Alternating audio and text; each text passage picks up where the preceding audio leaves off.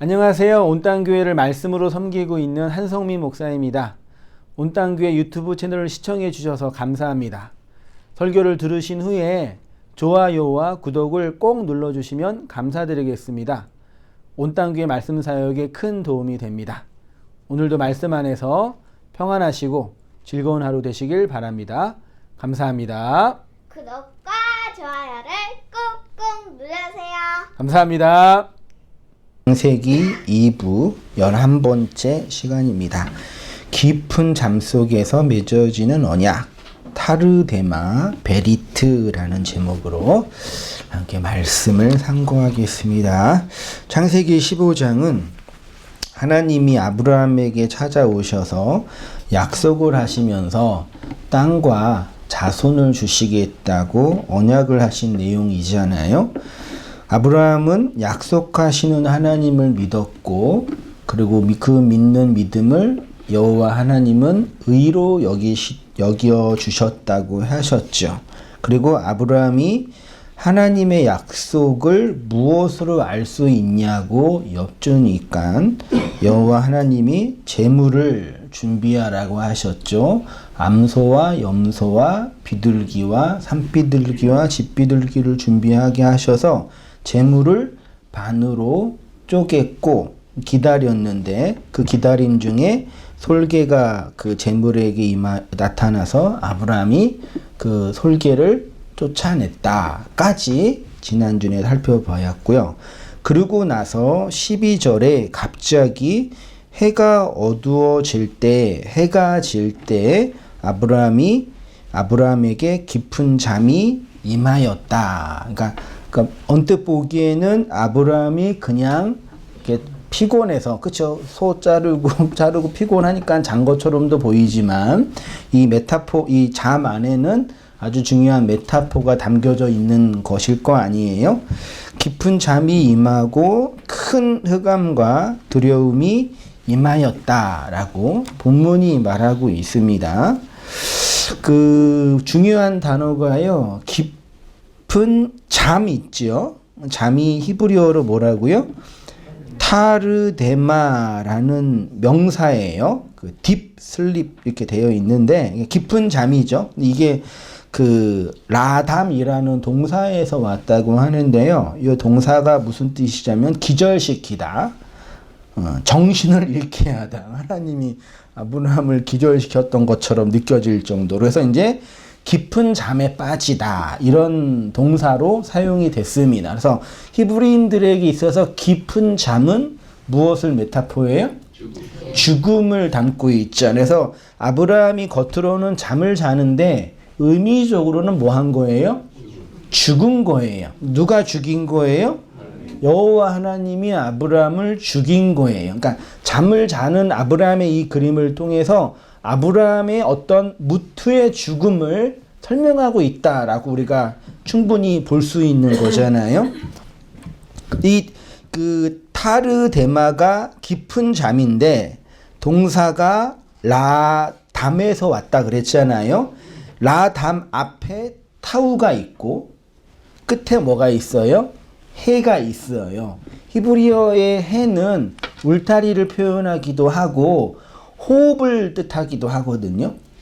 그러니까 호흡을 하는 건데 앞에 뭐가 있다고요? 타우. 타우는 기둥이기도 하고 박다란 뜻도 있고, 그래서 십자가란 뜻도 있으니까 그 잠을 자는데 그 잠이 기둥이 박혀져서 호흡하는 거. 단어적으로 이제 굳이 파자를 하자면 이 단어가 우리에게 말하고 싶은 건 뭐냐면 깊은 잠인데 이 잠 속에서는 마치 선지자들이 하나님의 이상 속에서 하나님의 그 놀라운 이상과 구속의 역사를 미리 선지하였던 것처럼 아브라함도 선지자이니까 그 하나님의 이상 속에서 십자가를 통해서 진정으로 영적으로 호흡하는 그 내용이 타르데마라는 이 명사 안에 내포되어 있는 거고, 그거를 우리가 잠이라고 번역을 한 거죠. 그도 그럴 것이 창세기 2장 21절에 잘 알고 있는 말씀처럼 여호와 하나님이 아담을 어떻게 했어요?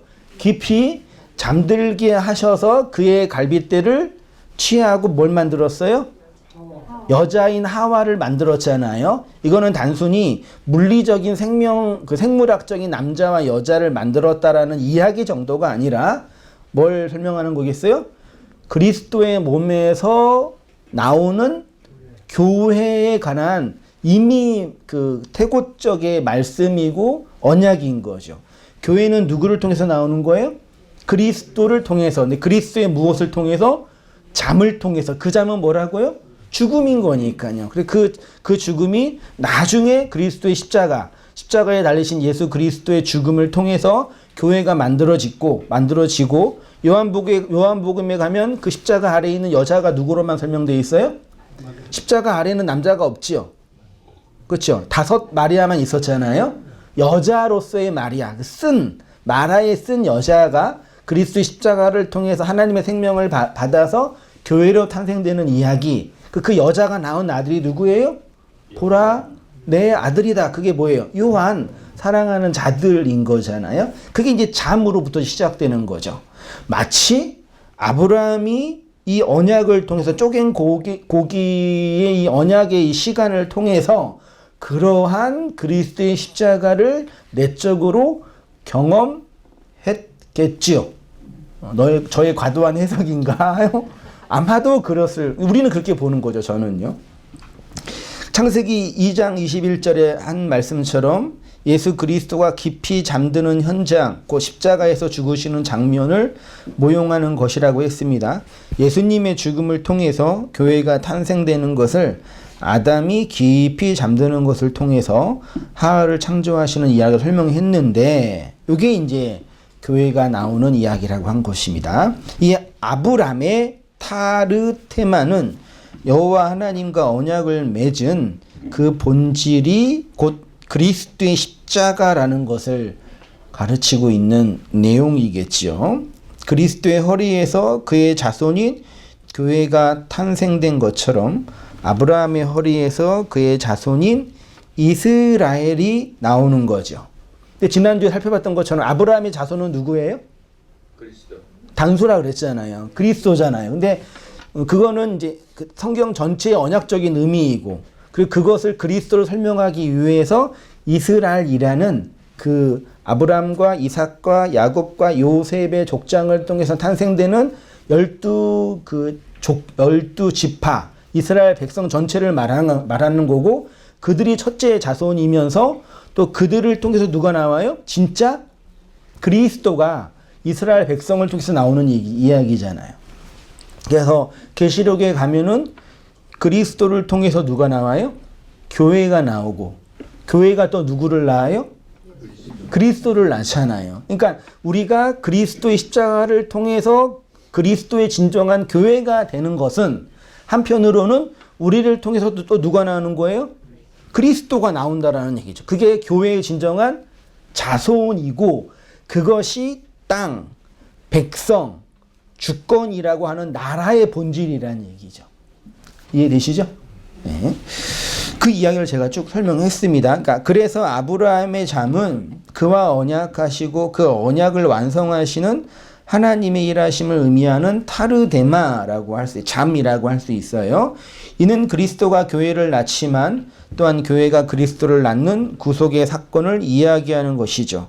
하나님의 구속의 계획과 예수 그리스도의 순종으로 그를 믿는 당신의 백성으로 만드시는 하나님의 구속 사역은 또한 교회가 믿음의 수고와 소망의 인내를 통해서 교회를 낳는 구원의 이야기가 나타나고 있는 거죠.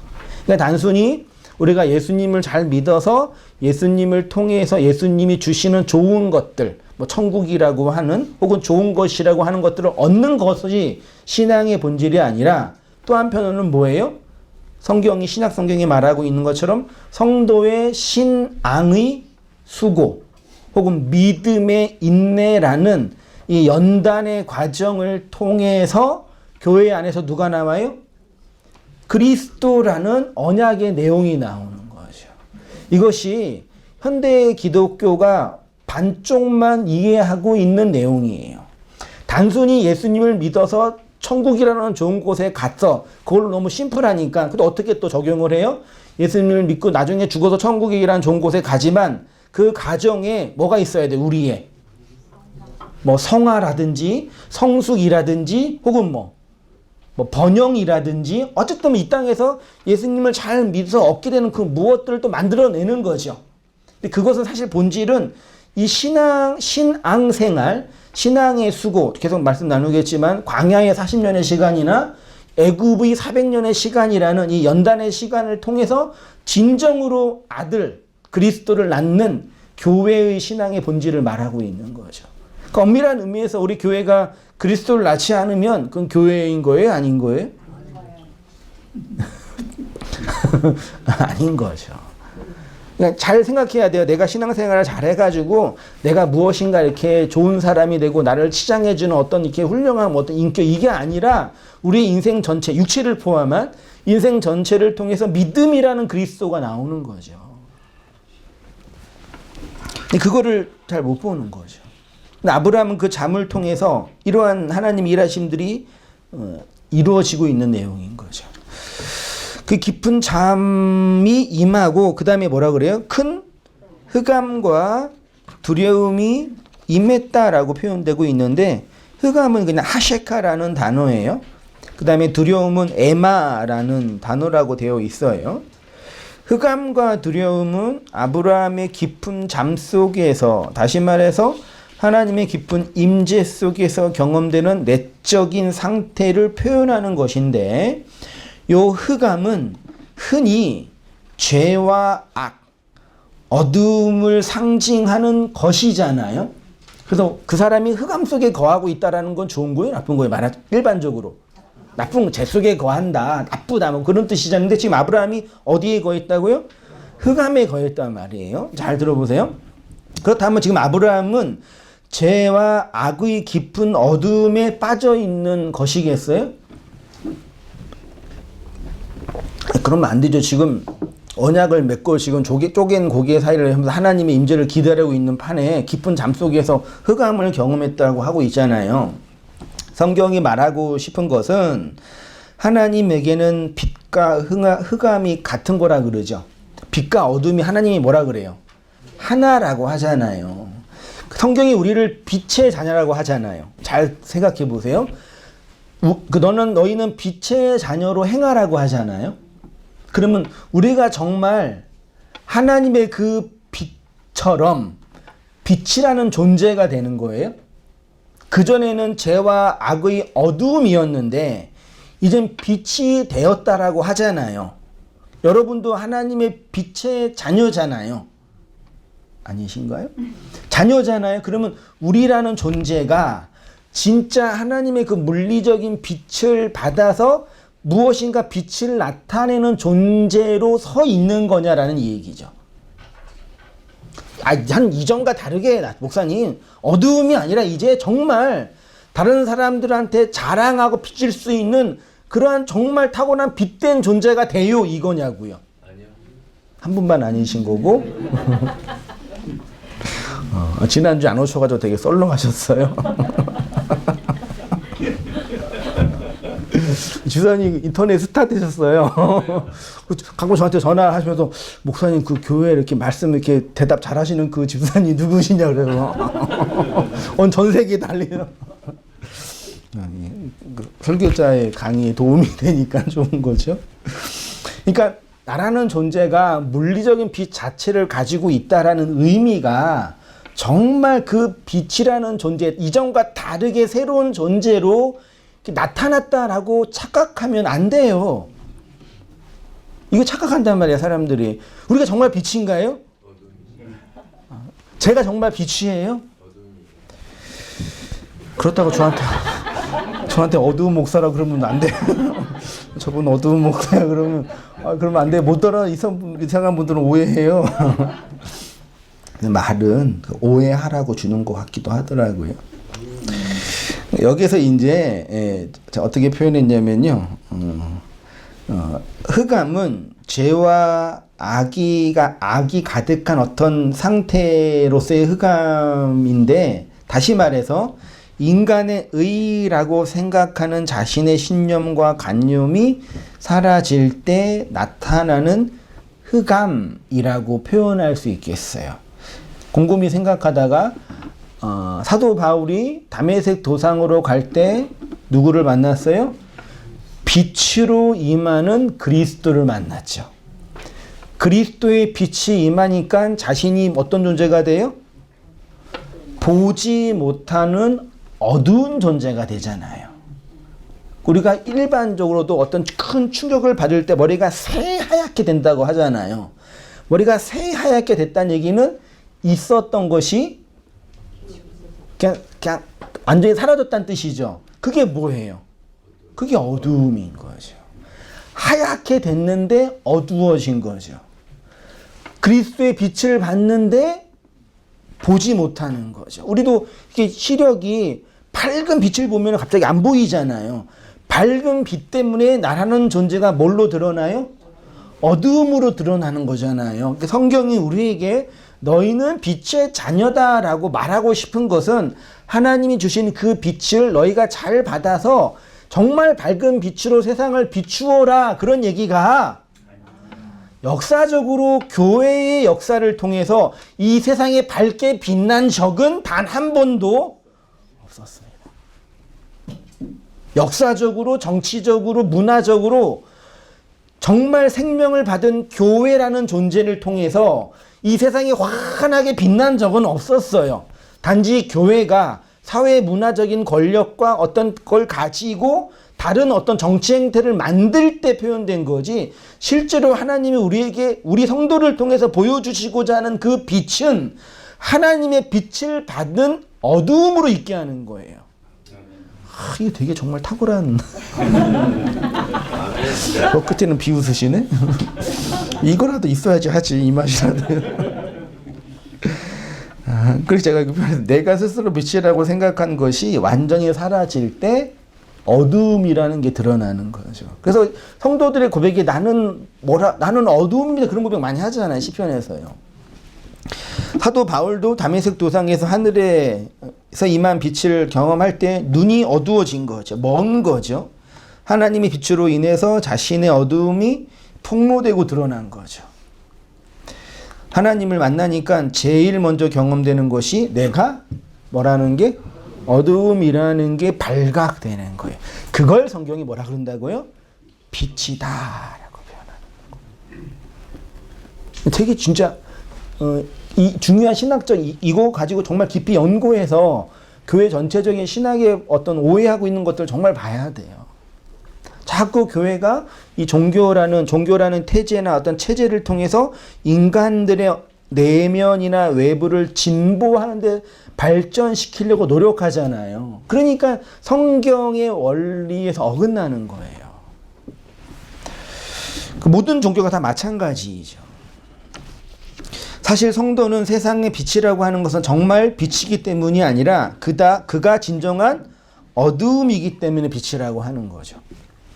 자신이 어둠이라는 것을 그리스도의 빛을 통해서 알게 된, 그러니까 그가 내가 어둠이요 라고 고백할 수 있는 것은 그에게 뭐가 임한 거예요? 그리스도의 빛이 나타난 거예요. 그 빛을 통해서만 세상의 어두움이 밝혀지는 거죠. 너도 어둠이었고 나도 어둠이었네요. 그게 교회들의 공동체의 모임이라는 얘기죠. 자신들이 그리스도로 말미암아 어두움이라는 것을 안 자들이 진정한 뭐라고요? 빛인 거죠. 그래서 저도 이 말씀을 묵상하면서 성도의 일생은 평생 자신의 어둠이 그리스도의 빛을 통해서 드러나는 현실을 자각하는 자들이구나. 그쵸? 솔직히 촛불이 타는 것도 자신의 그 초가 죽어져면서 불이 나는 거잖아요. 촛불의 생애는 자신을 태워서 빛을 내는 거잖아요. 그런 말로 한다면 나의 어둠이라는 것이 폭로되면서 그리스도의 빛이 드러나는 거죠. 그 진정으로 복음이 증거될 때는 나의 어두움을 통해서 그리스도의 빛이 증거될 때 그 사람에게 그 자신의 어두움이 그 빛을 통해서 나타나는 거죠. 그때 네가 말한 그 복음이 그 그리스도가 이분이구나라고 믿게 되는 거죠. 그러니까 우리 반대로 하잖아요. 어떻게 해서든지 그걸 반대로 하는 걸 세상에서 잘하는 걸 뭐라 그래요? 그걸 영업한다고. 그 나쁘다는 얘기가 아니라 영업하는 거는 영업할 때는 거짓말하면 돼요, 안 돼요? 돼요. 그러니까 거짓말하면 안 되고 나쁜 말은 안 하고 좋은 말만 하잖아요. 그래서 우리 이력서가 아니라 서명할 때 무슨 들을 때 좋은 얘기 다 쓰고 나쁜 얘기는 저 끝에 뭐예요? 잘 안 보이게 써 있죠. 되게 무서워요. 그런 거요. 그런 걸 잘하면 뭘 잘한다고요? 영업을 잘하는 거. 왜냐면은 자신의 약점은 숨기고 강점만 확장해서 나타나는 거니까. 교회가 그렇게 영업해서 성공하는 게 무슨 하나님의 나라랑 관계가 있겠냐고요. 그래도 목사님, 교회가 좀 커지면 좋지 않나? 아무튼 그런 게 일어날 때도 없지 않아 있는 거죠. 그게 이제 빛이라는 진정한 어둠이 갖고 있는 의미고요. 13절 보이세요? 같이 한번 읽어보겠습니다. 시작.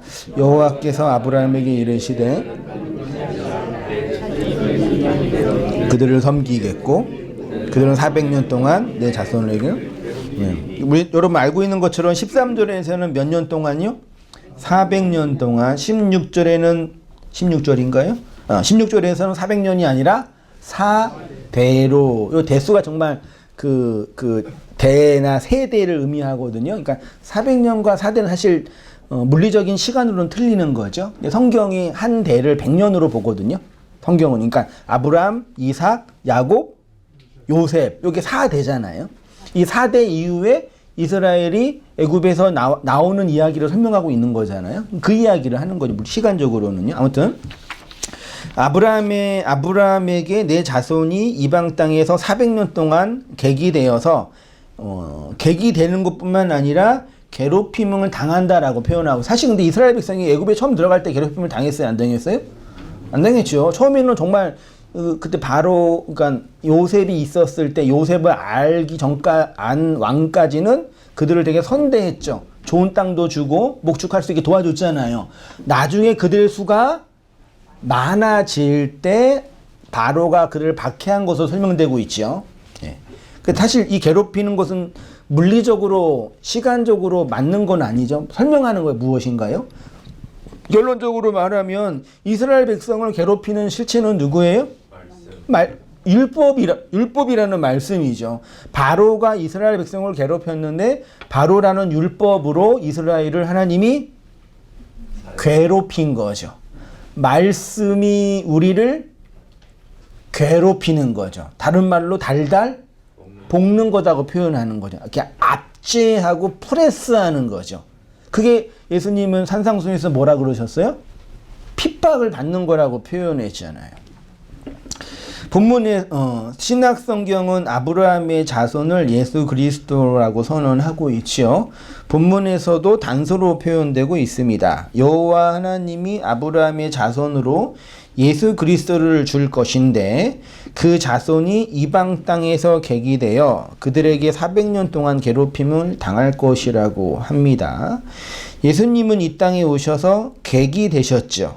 그리고 세상은 그로 말미암아 지은 바 되었지만 우리가 알지 못하니까 이 세상에서 객이 되었다고 표현하고 있습니다. 400년은 4와 100의 합성어입니다.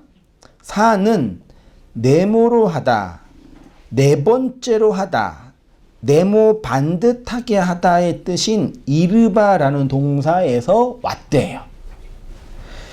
여기에 10이 붙으면 40년이 되고 100이 붙으면 400년이 되잖아요. 시간적으로 다르지만 내용적으로는 똑같은 거예요. 4라는 네모 반듯한 네 번째로 만들기 위해서 10년이 붙는 거고 100년이 붙는 거고 대가 붙는 거예요. 됐죠? 성경에서 40년, 400년이 무엇을 의미하냐면 네모를 완성하기 위한 환란 혹은 훈련 혹은 압제의 기간이라고 표현해요. 성경에서 네모 반듯한 것, 정사각형, 직육면체는 뭘 상징해요? 성전을 상징하고 하나님의 나라를 상징하며 천국을 상징하잖아요. 그러니까 네모 반듯한 것이, 그러니까 기하학적으로도 정사각형 직육면체가 가장 완벽한 어떤 걸 상징하고 있는 것처럼 요 네모 반듯한 것은 하나님의 나라, 완성되는 천국을 상징하죠. 네 개가 마지막 하나로 완성되는 것이 천국이니까 그게 에스카토스 고도란테스의 네 개 중에 마지막 하나라고 얘기했었잖아요. 이 완성을 위해서 하나님은 연단과 시험의 시간을 허락하시죠. 그게 광야에서는 몇 년이요? 40으로, 연이라고 하면 안 되지만 애굽 땅에서는 400으로 혹은 4배로 표현된 거예요. 그러면 아브라함의 자손을 괴롭히는 자들이 누구이겠습니까? 결론적으로 말하면 하나님의 말씀인데 광야에서 이스라엘을 연단시키는 존재를 여호와의 뭐라 그래요? 말씀이라고 하잖아요. 너희가 하나님의 말씀을 듣나 안 듣나 청종하나 안 하나 시험하려고 이렇게 딱 그러셨잖아요. 여호와의 말씀인 거죠. 애굽에서 400년 동안 그들을 괴롭힌 자가 바로인데 그 바로는 결국 율법의 말씀인 거죠. 그렇게 율법의 말씀으로 쓰임을 받다가 그 바로가 죽으니까 그 애굽에서 뭐 하는 거예요? 출애굽하는 거죠.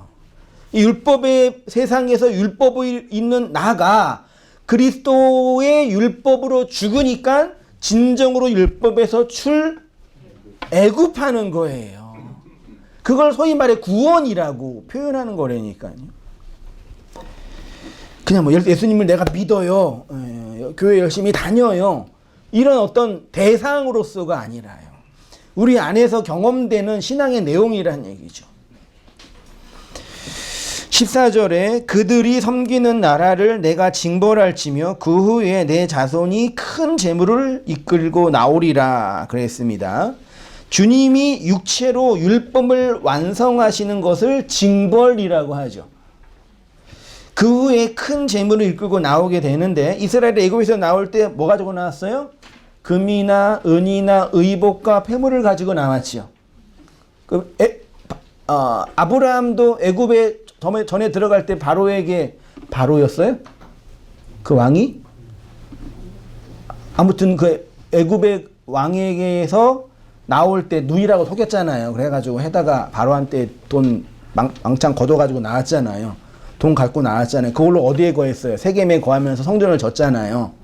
그렇죠? 거기서 갖고 온 거 가지고 성전을 진 거잖아요. 말하자면요. 이스라엘 백성이 애굽에서 금은 폐물을 가지고 나왔지요. 아니 광야에서 무슨 금은 폐물이 필요해요? 예? 의복도 필요 없잖아요. 하나님이 다 입혀주신 거잖아요. 정말 필요한 건 물이나 먹는 거잖아요. 양식이랑 물이 필요한 거지. 그 몸은 문명사회를 이룰 때 필요한 거지 실제로 그때 필요 없잖아요. 근데 굳이 그걸 가지고 왔단 말이에요. 실제로 그것들은 그들의 생존에 필요한 것이 아니라 하나님이 물 주고 만나를 주셔서 살리신 거잖아요. 요 금은 폐물은 나중에 뭐 하는 데 사용해요? 성막을 짓는 데 사용하는 거예요. 성전을 짓는 데요. 그러니까 옛 율법에 깨트려지는 것을 통해서 진정으로 내 안에 새 성전이 지어지는 이야기를 하고 있는 거죠. 그 율법을 통해서 얻게 된 그리스도의 의를 설명하는 거죠. 그 율법이 깨트려짐으로 내 안에 성전이 지어지는데 그게 그리스도의 의로운 믿음으로 말미암는 의라는 얘기입니다. 나중에 이것으로 성막과 성전의 기명들을 사용합니다. 우리 성전을 이루는 재료가 된다라는 뜻인 거죠. 출애굽한 이스라엘이 광야에서 반드시 경험해야 할 것인 두 가지인데 첫째는 율법의 말씀을 받는 거고 두 번째가 성전이 있는 거잖아요. 성막, 이때는 성막이죠. 여기에 필연적으로 따르는 것이 뭐예요? 고난, 연단이라고 표현되는 거예요. 그 성경이 우리로 하여금 연단이 필요한 이유를 이 보배로운 성전을 짓는 재료가 되기 때문이에요. 바울은 나중에 서신서에서 이 귀한 것을 우리의 질그릇에 가졌다라고 표현하잖아요. 그래서 아브라함에게 내 자손이 400년이라는 기간이 지나면 재물을 가지고 그 율법의 땅에서 나오게 된다라고 표현한 겁니다. 진정한 뭐 하는 거예요? 출애굽하는 거고 출애굽은 우리 안에 성전이 지어지는 거고 다른 편으로는 율법이 무너지고 깨트려지는 거를 표현하는 거죠. 그러니까 우리가 출애굽하는 거고 성전이 지어지는 거고 광야에서 하나님의 말씀을 듣는 거죠. 그 다음에 뭐라고 되어 있냐면 15절에 너는 그러면 아니 너의 자손이 이렇게 될 거야 얘기했잖아요. 그러면 이제 이렇게 너의 자손을 잘 훈련시키기 위해서 네가 할 게 필요해. 그렇게 얘기하지 않고 뭐라 그래요? 너는 장수하다가 평안히 조상에게로 돌아가. 그 무슨 뜻이에요? 편안하게 살다가 아니야 즐겁게 살다가 편안하게 죽는다. 아우 할렐루야. 요즘에는 오래 사는 건 복이 아니죠. 어떻게 오래 살아야 돼요? 건강하게 오래 살아야 되죠. 그냥 오래 사는 거는 더 비참하다 그러잖아요. 사람들 저주라 그래요. 그렇죠. 그만큼 힘든 세상이 됐죠. 그러니까 건강하게 오래 살려면 뭐가 필요해요? 돈이 필요하죠. 참 슬픈 세상이에요. 돈은 다 다른 사람들이 가져가고 있으니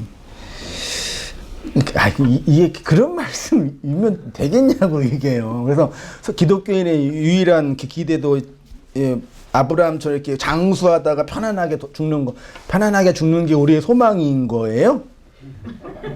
그걸 복이라고 하고 심지어 말도 안 돼. 그렇다고 그렇게 죽는 게 나쁘지는 않겠지만, 근데 오늘 보니까 되게 재미있었어요. 장자가요 토부예요.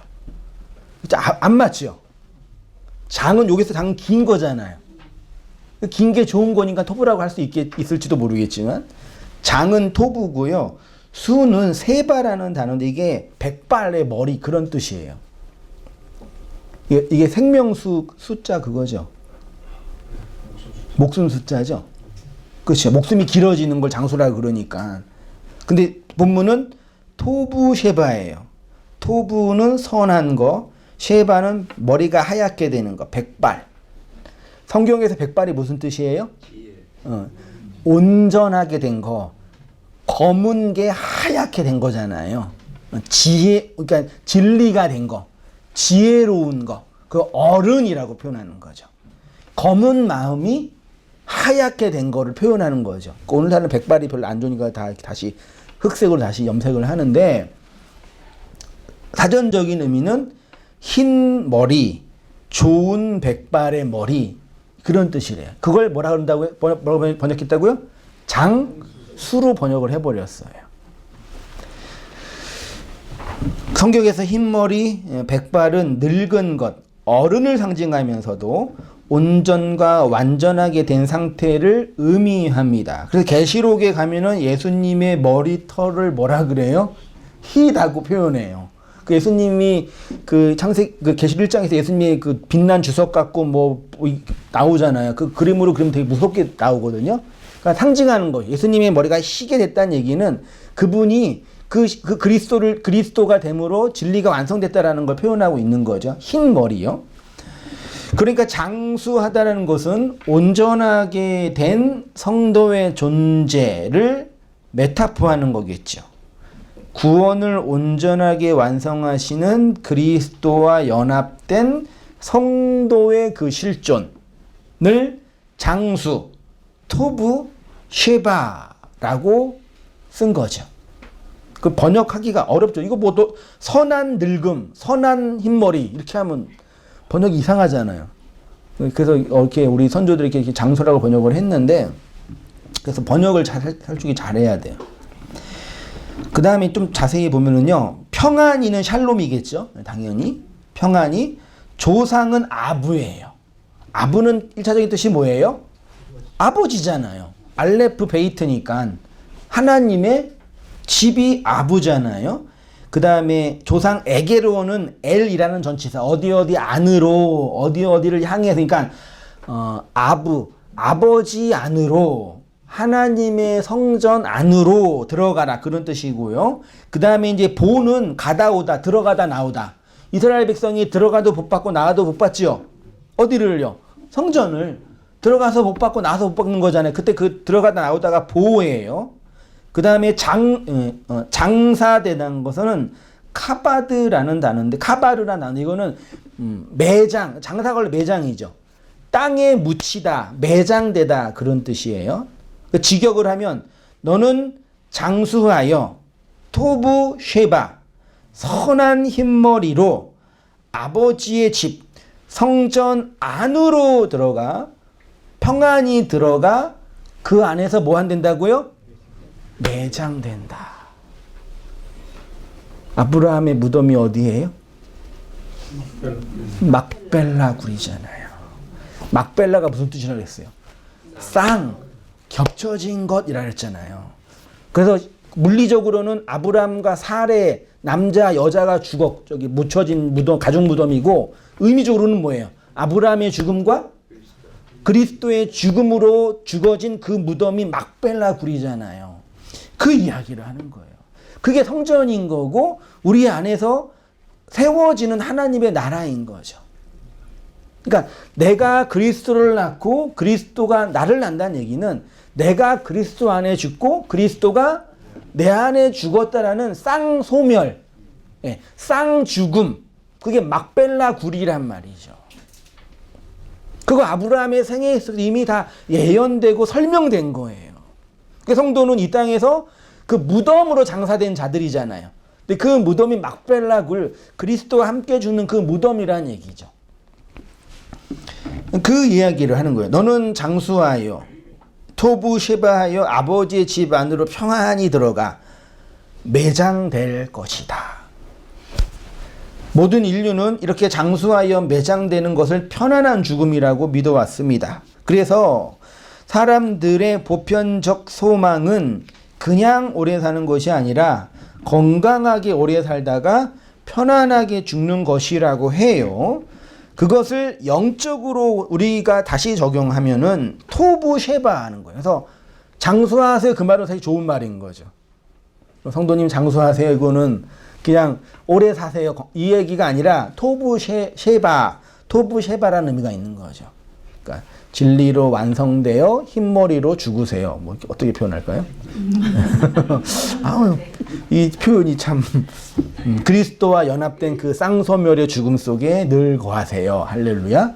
그게 장수의 뜻인 거죠. 그걸 사람들이 모르니까 그냥 자신의 목숨이 오래 사는 거, 건강하고 물리적으로 행복한 걸, 편리한 거, 불쾌하지 않는 걸 행복이라고 말하는 거죠. 그리스도의 온전하심으로 온전하게 되는 교회의 내적인 상태를 표현하고 있는 것처럼 보입니다. 그래서 그런 의미에서 교회는 필연적으로 장수하는 삶을 살게 되겠죠. 오늘 본문에서도 여호와 하나님이 아브라함에게 너는 장수하라고 하셨습니다. 그 말은 내가 너를 장수하게 할 거야 라는 의지가 담겨져 있는 거죠. 너가 이렇게 언약을 맺었으니까 너는 이제 장수하게 될 거야. 그 무슨 뜻이에요?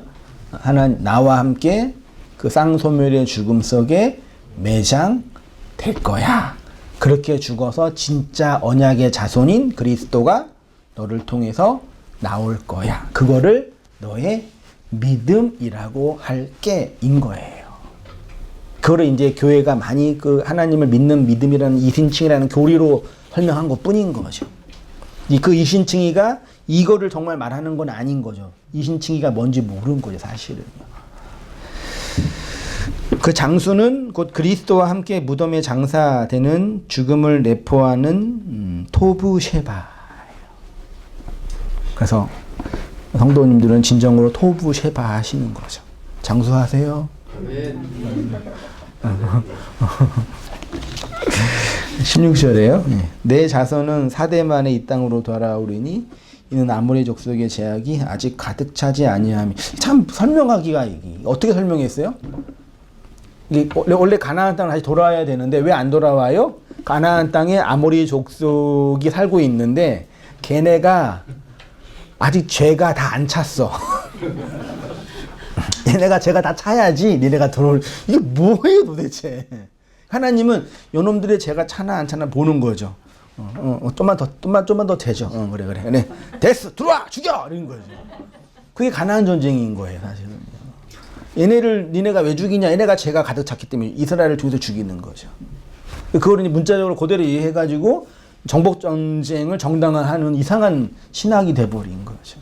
그러니까 얼마나 하나님의 말씀을 오해하고 편견, 자신들의 사심, 자신들의 욕망을 비추어서 성경을 해석하고 있는 이 역사가 얼마나 슬프고 부끄러워요. 우리가 이 세상에 살면서 사심과 편견 없이는 살 수 없겠죠. 자기의 이익에 따라 살아가는 존재들이니까. 그건 어쩔 수 없는 우리 인생의 모습이지요. 그래서 그렇게 될 수밖에 없는 것이기도 해요. 우리는 언제나 그 사심과 편견에 늘 갇혀 있는 거죠. 자기 이익이라는 이기적 욕망이에요. 죽을 때까지 안 되죠. 벗어날 수 없는 거죠. 아무튼 그렇게 이제 사대 만에 돌아오는데 아모리 족속의 제약이 가득 차지 않았기 때문이다. 그 말은 다른 말로 하면은 이들의 제약이 가득 차면은 너희는 가나안 땅으로 들어온다. 그 얘기가 되는 거죠. 나머지는 한번 읽어볼게요. 내 자손이 사대 만에 돌아온다고 합니다. 앞에 13절에는 400년이라고 하고 16절에는 4대라고 해요. 성경에서 한 세대를 200년이라고 여기는데 그래서 400년과 4대를 동일한 기간으로 이제 보는 거죠. 하나님이 이렇게 아브라함의 자손이 4대 만에 이 땅으로 돌아오는 이유를 4페이지입니다. 아모리 족속의 제약이 아직 가득 차지 않았기. 이전 성경에서는 관영이라는 단어로 표현했던 것 같는데 그렇습니다. 이 말은 아모리 족속의 제가 가득하면 그때 돌아온다. 그때가 기간으로 몇 대라고요? 4대. 시간으로는 400년이라고 표현하는 거죠. 그럼 죄가 가득 차는 기간을 400으로 표현하는 거죠. 아까 440은 뭐라고 했어요? 우리가 이 하나님의 완전한 내모를 완성하는 훈련과 연단의 기간이라 그랬잖아요. 그 기간이 가득 차면 뭐가 드러난다고요? 우리의 죄와 악이 가득 차게 된다고요. 사실은 아모리 족속뿐만 아니라 본문에 무슨 족 있어요? 말하기도 힘든 여러 족속이 있죠. 겐, 그니스, 갓, 헷 등등등. 몇 족속이에요? 아모리 족속을 포함하면 10족속이죠. 그 다른 성경에는 7족속으로 되어 있는 거 아세요? 어떤 성경에 있는요? 제가 있어요. 예, 있어요. 그러니까 그게 이제 성경을 이제 오해할 수 있게 만드는데 결국 말하고 싶은 것은 10족속이나 7족속이 의미하는 내용이 있는 거죠. 근데 그거를 이제 취합해야 되지. 이게 뭐 틀렸네. 이게 나중에 번역자가 오해했네. 이게 쓰다가 잘못 썼네. 그렇게 볼 필요가 없는 거죠.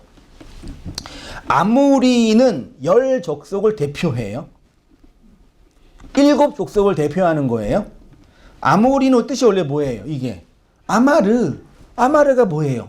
말하다, 말씀, 그런 뜻이잖아요. 원래 이 아모리가 에모리라는 단어로 아마르에서 왔다고 합니다.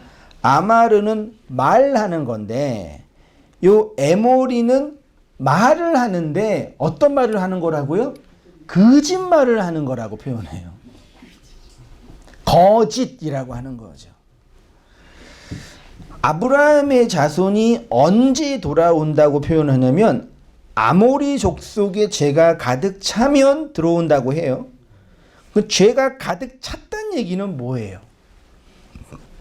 자신들이 거짓말을 하는 것을 알게 될 때 그때가 죄가 가득 차는 거죠. 우리 이야기로 하면은 인간이 자신이 죄인이라는 것을 모르지요. 물론 말로는 나는 죄인이 그렇게 말할 수도 있는데 정말 자기가 죄인이라는 것을 알려면 뭐가 드러나야 돼요? 자기의 죄와 악이 드러나야 되잖아요. 죄인이라는 것을 알 때 하나님은 그런 죄인을 뭐라고 불러준다고요? 그러니까 내가 죄인이라는 걸 알려면 하나님의 의가 주어져야 되잖아요. 하나님의 의는 나의 죄를 드러나게 하는 거예요. 그게 의라고요. 그러니까 의가 따로 있고 인간의 죄가 따로 있는 게 아니라 나의 죄가 드러나는 걸 하나님이 뭐라 그래요? 의라고 한단 말이에요. 그러니까 아까 했잖아요. 하나님의 의라는 게 따로 있어서 이 불의한 나에게 주입이 되면 내가 의로운 존재가 되는 게 아니라 그게 이제 왜곡된 성화론자고 인본주의 사상이고 인간은 좀 연약해요. 인간에게 연약하기 때문에 무엇인가 밖에서 덧붙여지는 은혜가 주어지면 부족한 게 채워져서 온전하게 된다라는 게 가톨릭 사상이에요. 그걸 온전하기 위해서 여러 가지 성례를 행하는 거고요. 우리가 온전하지 못하니까 노력하고 애쓰면 이 온전함이 채워져서 우리가 의로운 자가 되는 거예요. 이게 가톨릭의 사상이라니까요. 복음이 아니에요, 그거는요. 모든 종교가 다 그거예요. 조금 부족하니까 밖에서 그 부족함을 채워주는 게 주어지면 너는 온전하게 돼, 이거라니까요. 이게 기독교냐고, 이게요. 이게 정말 은총의 종교냐고요. 의가 주어지는 것은 그 의가 나의 부족한 거를 이렇게 메꾸어주고 도와주는 게 아니라 너 불의가 드러나는 걸 의라고 한단 말이에요. 어둠이 드러나는 걸 빛이라고 하고요. 그러니까 성도는 이 땅에서 난 의로운 자예요라고 말한다는 얘기는 한편으로는 뭐예요? 나의 어둠이 그리스도의 빛으로 폭로되고 있어요. 이거라니까요. 그 사도 바울이 그랬잖아요. 처음에는 나는 사도 중에 지극히 작은 자신을 누구랑 비교해요? 12사도랑 비교하는데 나중에 중간쯤에 가서는 성도 중에 지극히 작은 자라고 하고 나중에 죽을 때는 뭐라 그래요? 죄인 중, 그리스도의 의로움이 계속 주어지니까 사도도 아니고 성도도 아니고 죄인이라고도 말할 수 없는 괴수인네를 고백하게 된 거예요. 그게 단순히 바울이 물리적인 죄를 많이 지었다고 또 오해하시면 안 됩니다. 그냥 난 죄인, 난 겸손하게 난 죄인입니다. 이것도 아니에요. 그러니까 인간은 태생적으로 선악과 먹고 태어났기 때문에 어떤 방식으로든 자신을 포장하고 자신을 더 확장하고 자신의 부족함을 채워주는 그 대상이 필요한 거죠. 여러분, 결혼이 세속이에요? 세속의 반대가 뭐예요? 거룩이에요? 갑자기 세속의 반대가 뭐죠? 세속주의의 반대가? 한번 세속의 반대 좋은 거? 그래요. 결혼은 거룩한 거예요? 세속적인 거예요? 남녀가 자신의 짝을 찾는 그 행위는 거룩한 행위예요? 세속적인 행위예요? 세상에서 가장 세속적인 게 결혼이에요. 이 웃을 일이 아니라니까요. 왜냐하면은 목적 자체가 나의 부족함을 채워줄 상대방을 찾는 거란 말이에요. 그래서 뭐 결혼에 듀오 가면은 다 계급으로 나누어지잖아요. A등급, A뿔 등급 해가지고 개척교회 목사는 나는 결혼했지 안 했지. 등급이 나누어지잖아요. 왜냐면 가장 나의 행복을 충족할 수 있는 물리적인 수치를 넣은 거예요. 그거라도 채워지면 좀 나으니까. 그러니까 그 뭐 어떤 거냐면 나가 행복하기 위해서는 나는 괜찮은데 나의 부족함을 채워줄 이성이 있으면 나는 더 행복할 거야 라는 게 사람들의 생각이란 말이에요. 보편적인. 결혼하지 말라는 얘기가 이미 하신 분은 어쩔 수 없지만 하지 말라는 얘기가 아닙니다. 짝을 열심히 구해서 잘 요즘은 이게 아주 더 극명해진 거죠. 그러니까 신앙생활을 그렇게 이제 하는 게 신앙생활 잘하는 거라고 하는 거죠. 그리스도를 그렇게 찾는 게 잘하는 거라고 하는 거죠. 바울이 자신을 성도와 그리스도를 이어주는 중매쟁이라고 할 때 그 중매쟁이는 오늘날 사람들이 생각하는 그 결혼 배우자상, 자신의 이 부족한 부분을 채워줄 행복을 충족시켜줄 대상으로서의 그리스도가 아니라 신부인 나를 파고 들어와 나의 생명을 통해 그리스도라는 생명을 출산시키게 하는 그 믿음의 실체로서의 그리스도를 소개한 분이라고 얘기하는 거예요. 우리 다 반대로 해버리고 있죠. 어떻게 이렇게 정반대야? 어떻게 이렇게?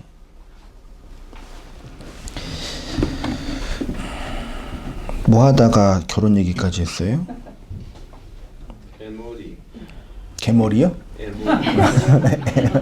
애머리야.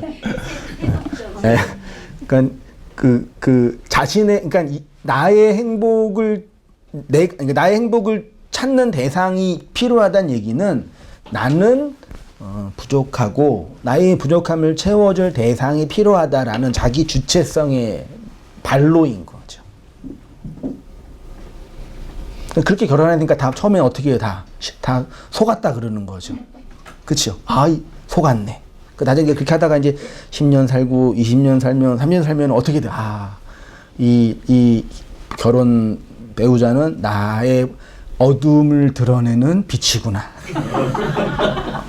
그러지 않네, 진짜요? 한 50년 하신 분 안 그래요? 그때 행복이 찾아오잖아요. 갑자기 결혼 세미나가 돼버렸네. 나의 어둠을 폭로한 빛이구나. 그 네가 나구나. 그게 진짜 행복이잖아요.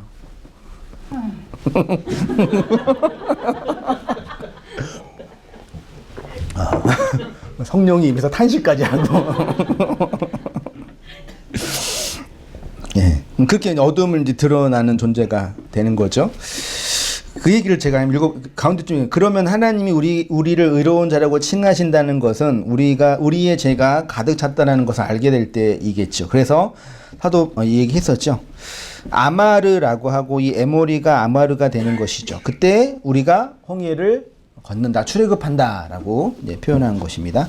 17절에 해가 져서 어두울 때 연기 나는 화로가 보이며 타는 횃불이 쪼갠 고기 사이로 지나더라. 해가 져서 어두울 때 쪼갠 고기 사이로 지난다고 표현된 횃불이 지난다고 표현했습니다. 완전히 어두워졌습니다.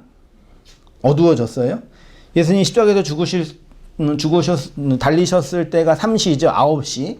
그리고 9시, 12시 될 때 어떻게 됐어요? 어두워졌죠.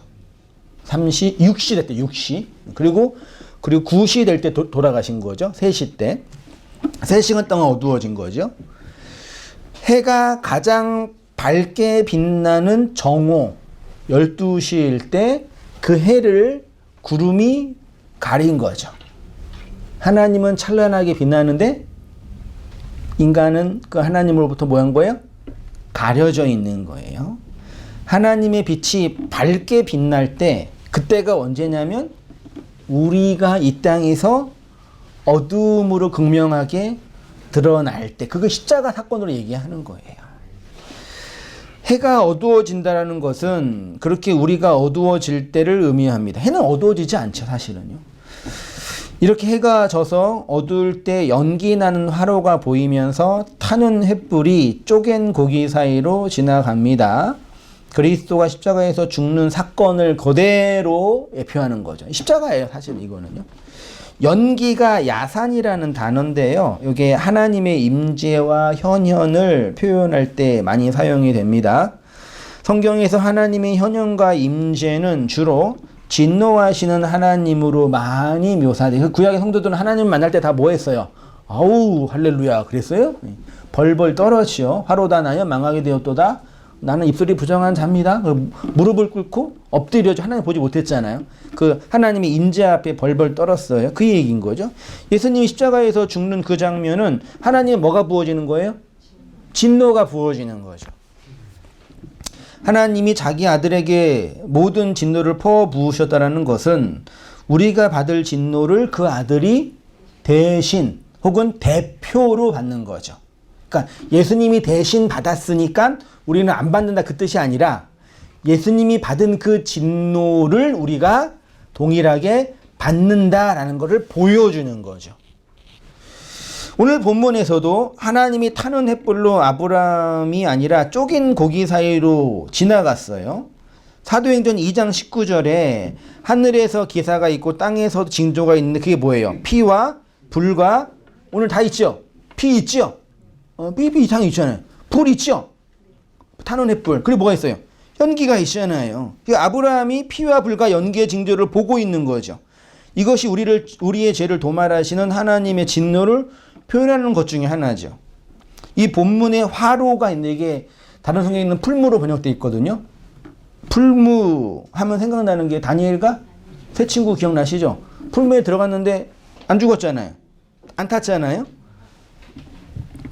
우리의 죄와 악이 타는데 나는 타지 않은 거죠.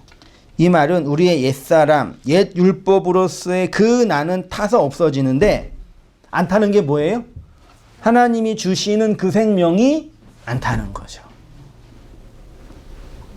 그러니까 보세요. 우리 구원이라는 게 나라는 인간의 객체가 가지고 있는 그것에 덧붙여지는 게 아니라 나라는 인간의 개체가 가지는 것이 타서 없어지고 안타는 뭐예요? 하나님의 생명, 말씀이 주어지는 거죠. 이거를 그 불교에서는 어떻게 표현하는 거예요?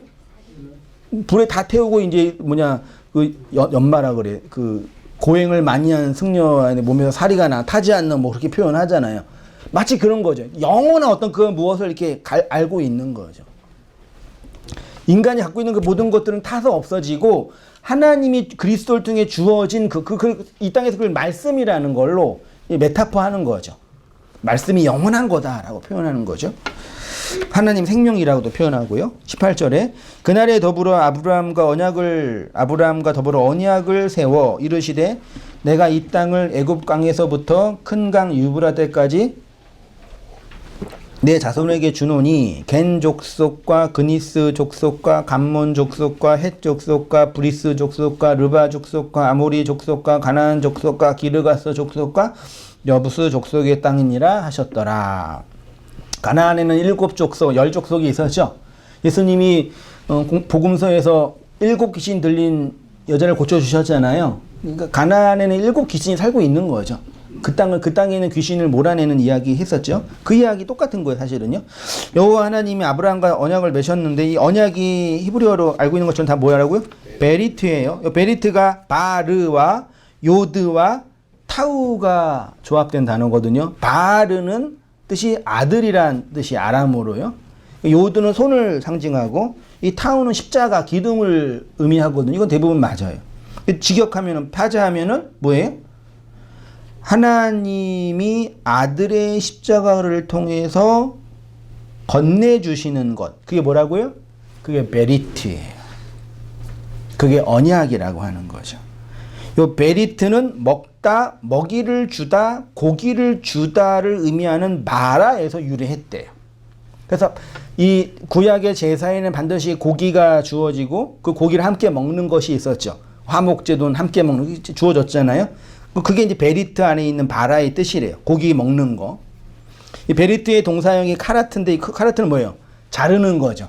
고기도 자르고 이 자르는 게 나중에 이제 할례로 자르는 것도 표현되는 거죠.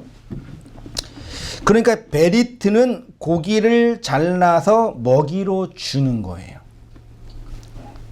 그러면 지금은 아브라함은 양과 소와 염소를 잘랐는데 원래 이거는 누가 잘라지는 거예요? 그리스도 예수라는 육체가 잘라지는 거잖아요. 그 예수라는 육체를 교회가 뭐 하는 거예요?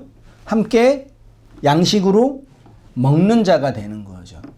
그게 예수님이 우리한테 하는 내 몸을 기념하라는 의미고, 그것은 물리적인 예수의 육을 먹는 게 아니라 그 육을 통해서 말씀하시는 그리스도의 언약의 말씀을 뭐 하는 거예요?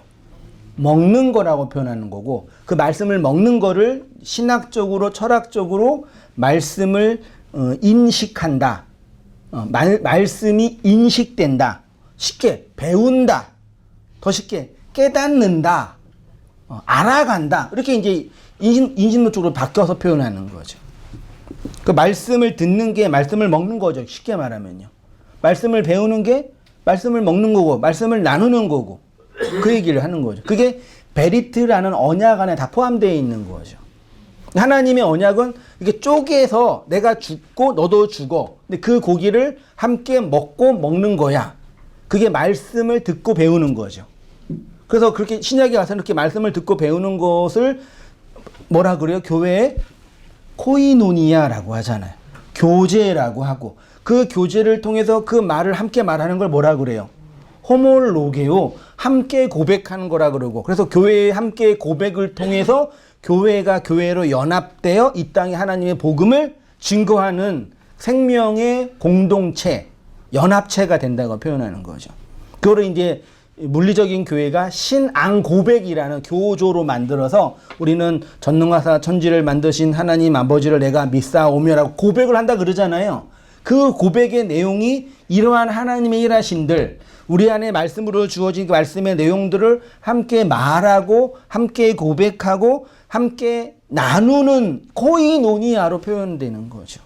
그래서 이 땅의 언약의 공동체, 해석의 공동체가 반드시 성장하고 하나님의 말씀을 필연적으로 나누기 위해서는 이 말씀을 증거하고 모이는 회,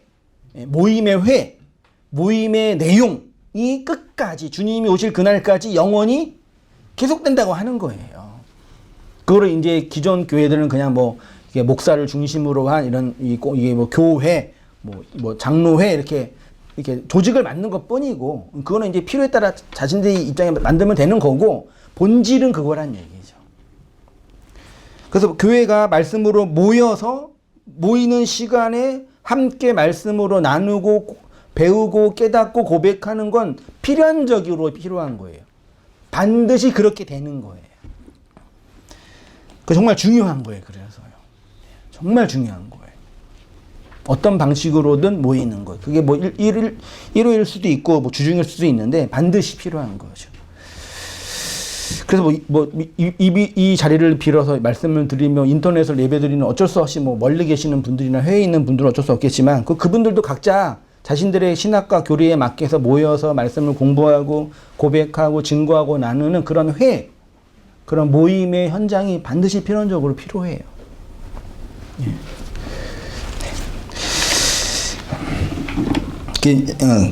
그 얘기는 쭉 제가 했습니다. 중간부터 한번 읽어볼게요. 그러니까 베리트는 고기를 잘라내어 먹이로 주다란 의미가 됩니다. 실제로 아담은 고기를 쪼개었고 그 쪼갠 고기 사이에 하나님의 횃불로 지나셨지요. 나중에 그 고기를 가족들과 함께 먹었을 것입니다. 이렇듯 하나님의 언약은 예수 그리스도의 죽음뿐만 아니라 그 죽음 안에서 함께 죽은 교회가 그리스도라는 영의 양식을 함께 먹는 것으로 완성이 되는 거죠. 그래서 우리가 그리스도 안에 들어가면 함께 먹고 먹히는 관계가 된다고 표현하는 것입니다. 복음의 말씀을 양식으로 먹고 나누는 자가 되는 거죠. 그 양식을 먹는 것을 오늘 본문은 가나안 10족속의 땅을 차지하는 것으로 설명을 해요.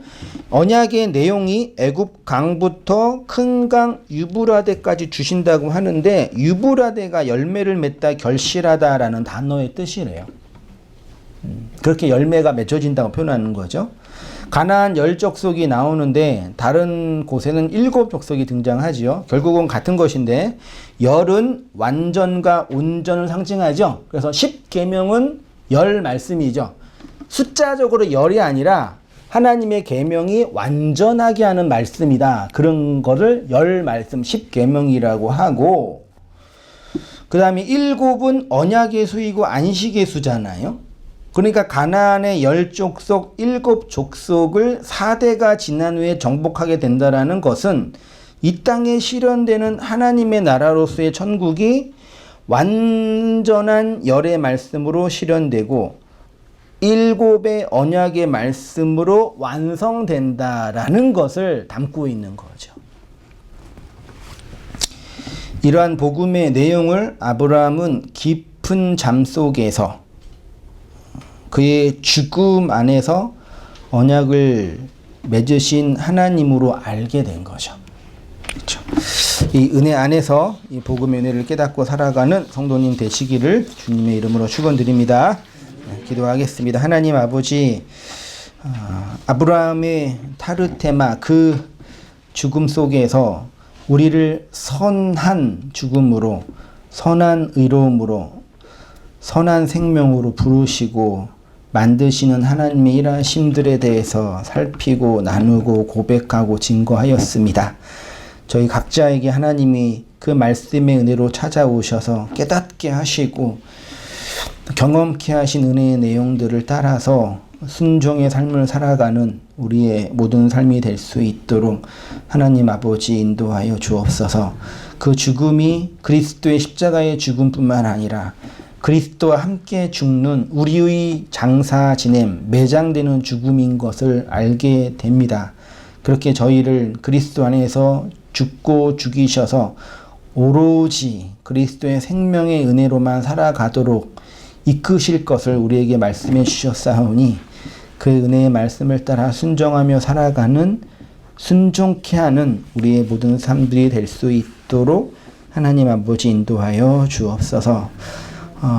간절히 바라옵고 비는 것은 이렇게 외롭고 고단한 시대에 하나님께서 우리로 해석의 공동체로 언약의 공동체로 교회로 불러주셨고 또 온 땅 교회라는 조그만 모임으로도 함께하게 하셨사오니 이 예배의 모임과 말씀의 모임 안에서 하나님의 말씀의 풍성한 위로와 성령의 깨달음과 가르침으로 말미암아 주님의 교회됨의 은혜들, 말씀의 풍성함의 능력들을 경험함으로 살아가는 우리의 모든 삶들이 다 되어질 수 있도록 주님 아버지 은혜를 베풀어 주시옵소서. 이제는 우리 주 예수 그리스도의 은혜와 하나님 아버지의 크신 사랑과 성령의 교통하심이 우리 사랑하는 모든 성도님들의 삶 속에 지금부터 영원까지 함께 있을지어다. 아멘.